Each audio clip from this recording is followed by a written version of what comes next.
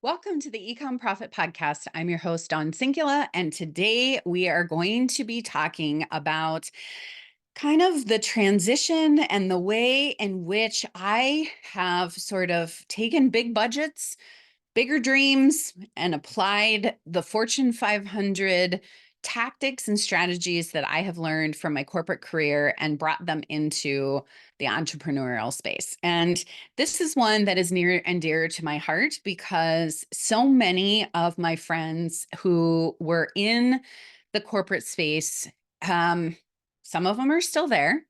And some of them have wanted to leave the corporate space, but are really unsure and kind of scared how they would actually become an entrepreneur. Now, you've heard me talk about this before. Entrepreneurship, being a CEO, it is not for everyone, and it is certainly not for the weak of heart.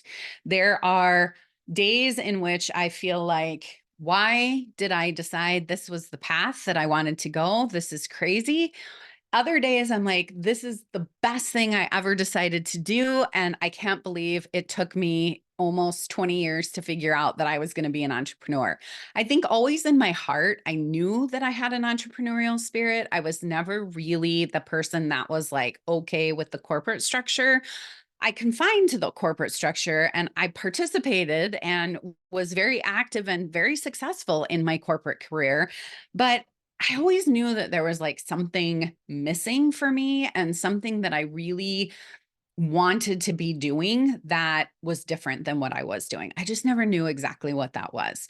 So, for those of you who don't know my background, I was a corporate executive for Target Corporation for about 17 years. And in that corporation, you kind of work up through the ranks. And so I did executive work in the stores. I ran stores, meaning I was the leader of stores that were somewhere between 50 and $75 million annual sales. I then moved up to headquarters in Minneapolis and ran the headquarter finance team for many years. And I did risk management and sales tax and all sorts of things. So all the stuff that, you need to do in your career.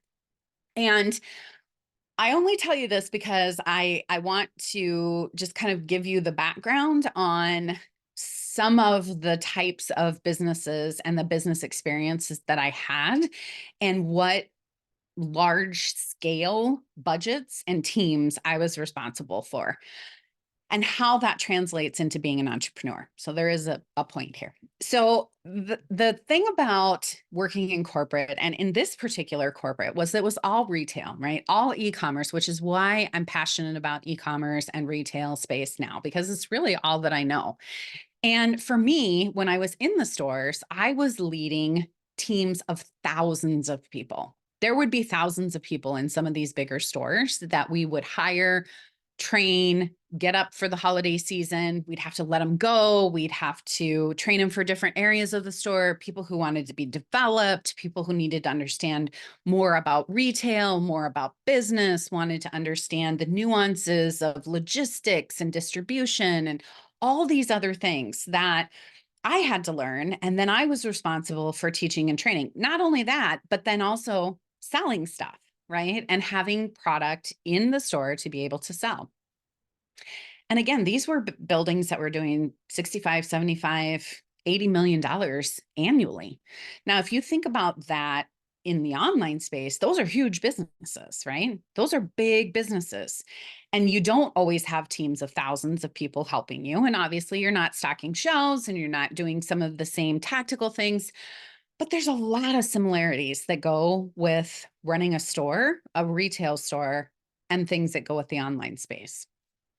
When I got to headquarters, I then was responsible for teams of people that were in the finance department and were responsible for doing budgets and forecasting and analytics and doing all sorts of different things that were very much behind the scenes of what you would see in the stores. And that part of it was fascinating to me because here I am managing and looking at billion-dollar budgets, right? With a B. So these are massive budgets that these teams at headquarters are responsible for, making sure that we are forecasting these budgets correctly, making sure that, payroll is allocated correctly, that different parts of the company have the correct numbers, and that we can speak to the numbers, and that we can talk about the numbers, and that we know what the numbers mean when they go from point whatever to point whatever, and that we can take action to improve those numbers. And that piece of it was part of sort of the missing link, I think, a lot for me, of what I didn't necessarily get to see when I was in the stores all the time. And so I worked at headquarters for many, many years as well, also led large teams, hired, fired, trained many, many people. And my ability to teach and train was really something that I was very passionate about, and something that I was actually awarded many numerous awards within the organization for being a great leader, for being a great trainer. And it was really a passion for me. So when the opportunity became open for me in 2014 to kind of take this jump to entrepreneurship, I didn't really know what and how to translate that corporate experience into what I was doing with my work in the entrepreneur space. I had some time to think about it. And what I ended up thinking I was going to do was to be a coach or a trainer for people who wanted to start their own entrepreneur business, their own eComm business. And I was going to consult them, right? And I was going to tell them all the things that I knew that were at headquarters, and I was going to give them all these great pieces of advice, and I was going to be able to do all these things. And what I found through the course of doing this a couple times is that a lot of people really needed help with implementation. It was kind of one of those things where they said, yeah, these consulting strategies that you are giving us are fantastic, but do you actually have anybody on your team that can do this stuff? Because as an entrepreneur, unless you're already at that 10, 15, 20, 30 million plus business, a lot of times you're doing this stuff yourself, even up into the $3, $5 million range. You maybe have a couple people that are helping you, but you really don't have a big team. And so being able to have a team of myself that I could train using all of the tactics that I'd learned in the stores, learning the things and training the things that I had learned at headquarters, and being able to give my team those insights so that they could help implement into other people's businesses really is what sort of started this whole agency. And really, at first, it was consulting with small implementation, and then it kind of got bigger and bigger. And as I started to develop my skills, what I started to realize is that the e-com space, you and the online space for that matter, you really have to have a huge presence in the world of marketing, or else people don't know who you are, which obviously now, but now think about this 10 years ago. Okay, you're coming out of corporate, you've worked for this big company. There's, a lot of marketing that's happening from this big company, but you're not necessarily in the tactics of all of that stuff day to day. So you go to be an entrepreneur and you don't have a lot of marketing for yourself. But then a lot of other companies don't have great marketing. And so what I learned and what I started to started implementing is marketing strategies, and how we as an agency can implement those marketing strategies. So my team sort of evolved over time and really became this marketing machine that understands the parts of the business that are so important outside of marketing and are so important as an e-com business owner that a lot of marketing agencies don't understand. Things like finance, things like distribution, things like understanding the numbers and how to fix things if they go off the rails. And it's not all just about marketing, FYI. That's the billboard. That's the thing that gets you into your shop. But behind the scenes, you really have to understand, as a business owner, as a CEO, as an entrepreneur, what needs to take place in order for my business to be successful? Because sure, marketing gets them in there, but then what happens if I can't deliver? What happens if I don't have a good manufacturer? What happens if I don't have a good distribution center, or my packages are, broken when they come to our customers, homes? All of these things I'm able to bring into the marketing agency because I've had so many years of experience in my corporate space. And my goal really was to be able to take this experience and to be able to share it with all of my clients. And the best part about this entrepreneurship is I've been able to do that. I've been able to provide guidance, leadership, mentorship for my team, which many have been with me since the very beginning and many, many years.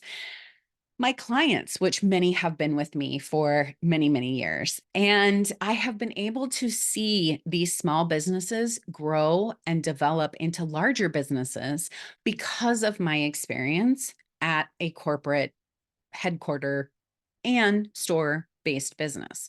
And if I had not had that experience beforehand, I don't think that I would be nearly as successful as I am in my own entrepreneur space.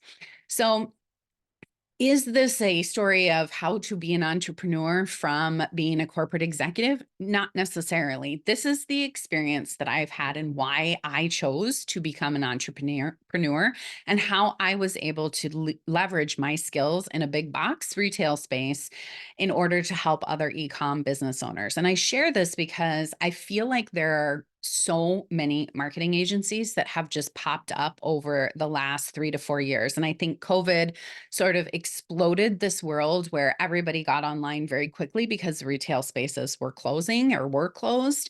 And so everybody became a marketer, everybody became an e-com business owner, but yet there's all of these things besides just knowing marketing that are so important to you understanding and having a successful business. That's why I named this podcast the eComm Profit Podcast, because profitability is the key to success.